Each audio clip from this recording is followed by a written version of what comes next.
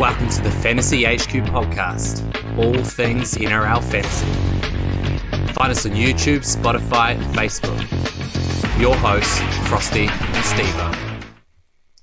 Frosty, we're back. How's it going, mate? Yeah, Stevo, good to see you, mate. The off-season felt long, but good to be back. 2026, it has been a long off-season. A lot going on in the world, and we're still here, we're still alive, so ready to jump into another season, put ourselves through some misery. That's right, the roller coaster that is NRL Fantasy. Gee, the ups and the downs, the glory and the pain. Can't wait. It certainly has its ups and downs. It's one hell of a roller coaster, bit of fantasy. Yeah, if you want to let us know who you are, Frosty, for anyone new that might watch this, and a bit of what we're about, maybe. Yeah, sweet. So I'm Frosty. All Dogs hero, big and bold this year. So Premiership's already wrapped up in real life, but aiming for that overall myself, just to go the double win. So bit of pain there, out of straight sets for the boys, but looking for a big bounce back season here, top four again, I think, and looking forward to those boys ripping in. Fantasy HQ, we jumped into this adventure midway through last year. We thought we'd give it a crack as a couple of Kiwi lads, and thought we had a different perspective to offer to the fantasy world, and really striving for short, sharp content. We know with young families that life can get busy, the weeks can get away on you, and it can be Thursday night footy just like that. So that's a little bit about myself and Fantasy HQ. No, very good, Frosty. And I'm Stevo. So been playing fantasy for about 5 years now. A little bit less than Frosty there, but had a few good seasons in recent years. A couple of top 1000s, and then last year actually had a bit of a blowout to 2200. So wanting to make amends this year. But just pipped you squeaking inside the top 2K myself, so yeah, I'll take the 1-0 count. I did win our head-to-head league though, so You did, yeah. So I took home the chocolates there, so I can't complain too much really. Yeah, last year was a bit of like we said, a bit of a roller coaster, to be honest. I think the having the 13 man for minor buys was sort of where I pinpointed thinking I'll catch up ranks, but didn't really gain any because everyone had enough players, so it's a bit different from the year before. yeah, and something to just learn from and adapt this year, and I think everyone will be wiser for it and better off. So all learning, isn't it? Part of the journey.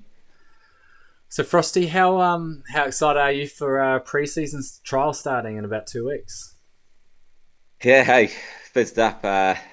My boys, the Dogs, they're off to Las Vegas, so they'll be kicking the season off. So I think they'll only have 1 or 2 trials, but looking forward to seeing all the teams. I'd like to fill the weekend with the footy, and there's plenty of mid-rangers and plenty of cheapies this year. So I think pre-season will be of interest to a lot of fantasy players when it comes to the makeup of our team. And, you know, it's a bit of hearsay at the moment and thoughts and hopes. We'll get a clearer picture when those trials start kicking off in a couple of weeks' time. Always important, eh? You never know if an injury strikes in one of those pre-season games, or a cheapie comes out, has a blinder, and the coach sticks by him. So it's important to watch, get a bit of learnings from going forward. So helps with that first team you pick. And looking at rule changes, it looks like there is none, Frosty. That's right. Rinse and repeat of last year. So good to know for everyone who's played at least last year and beyond. So we've got the DPP, the position updates will be around 7, 14 and 21. So nice and easy to remember there with multiples of 7 for the mathematicians out there. And salary cap's the same.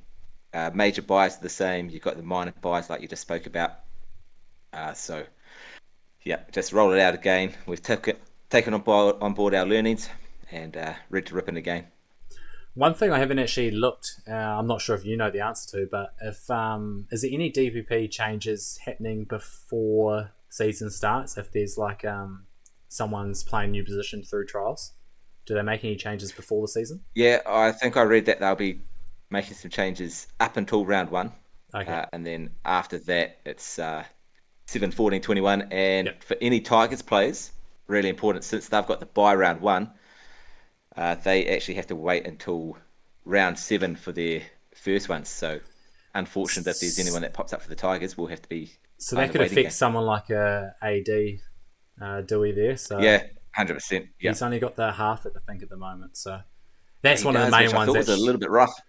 Yeah, it's one of the main ones I was hoping he would get changed, but I guess in trials he's going to be a half anyway. So yeah. Yeah. So we were just going to do this for a quick 10 minutes. So we've got about 5 minutes left. I thought, Frosty, if we go over our top 3 players we're excited for the 2026 season, Yeah. I can start us off with the first one. As Frosty said in the intro, we're 2 Kiwi lads.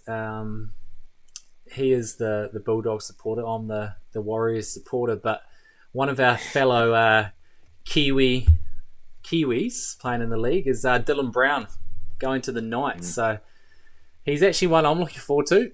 I will have him in my team, even though he's let me down the last couple of years whenever I've brought him, and I have. But going to half, becoming that big dollar figure at Newcastle, they need a bit of magic from someone. And Big coin. the way he played for the Kiwis, if he plays like that in that last game, I think he could do a bit of damage. Only at 486k. Oh, the way he played for the Kiwis, far out. He was lights out in that Pacific Championship, wasn't he? So great signs for him. Great signs to watch. All right. And I can jump in there with a fellow Knights teammate, also a new recruit, is Trey Mooney, coming over from the Raiders there in the front row. Should be a starting prop.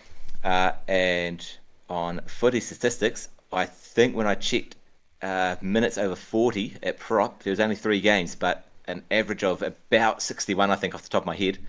So if you've got question marks, that should be enough to get him over the line. There was one game, I think it might have even been around 27 last year. It was about 55 minutes at prop, or interchange even, but obviously coming on at prop.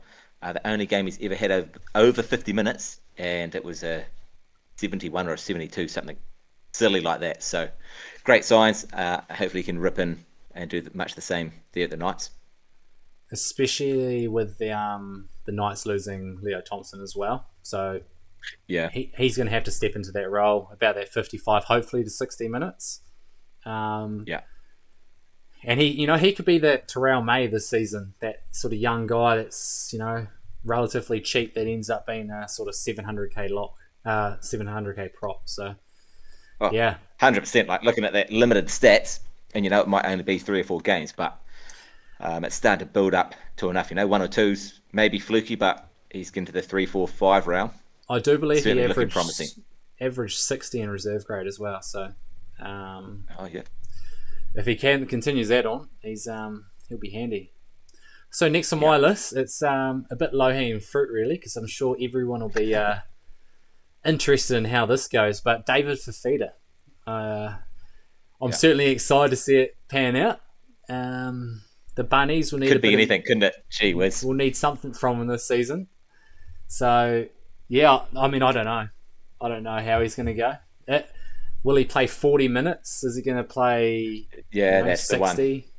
But hey, if he plays 60 minutes and he plays like David Fafita should, and he's going to have a bit of a chip on his shoulder, 500k, he could be 800k before long. He could be one of the quickest risers early.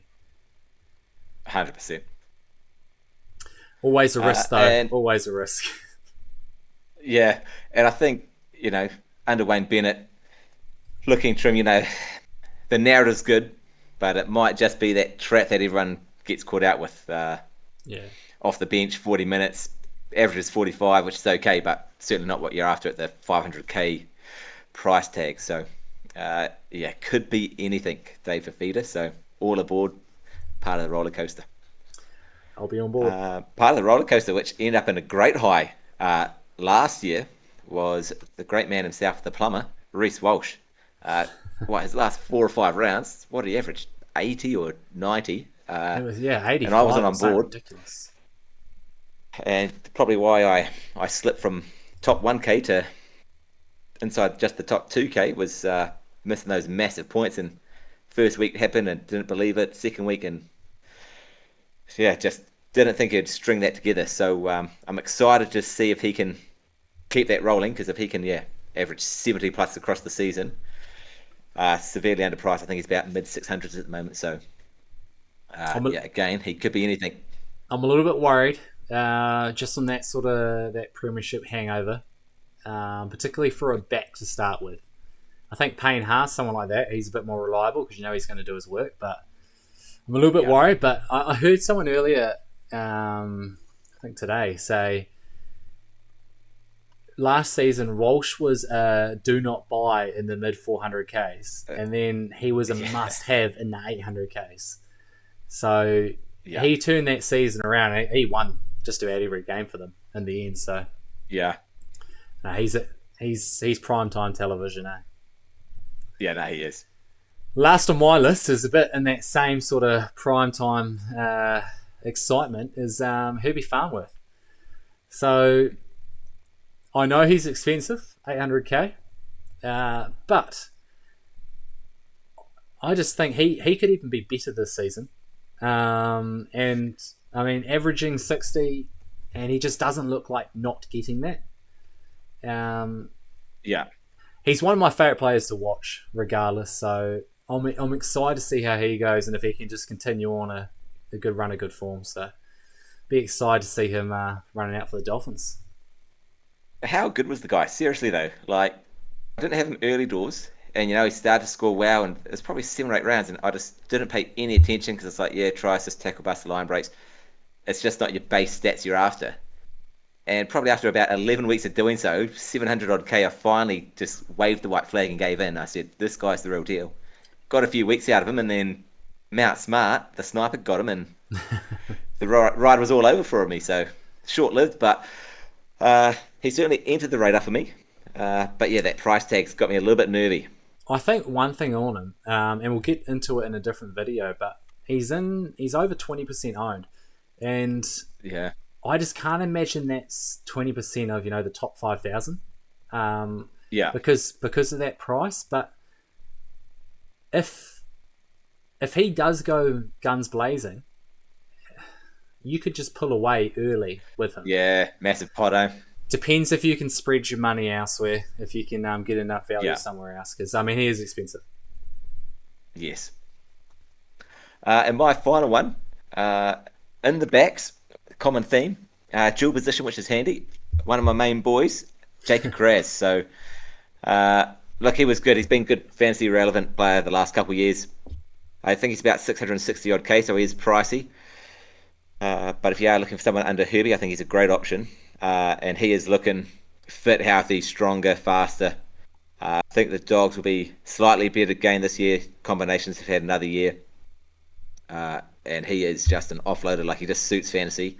And I think he could go from 660k to that 750 mark quite easily without it being much of a surprise. So excited to see how he goes Las Vegas and back in Aussie after that.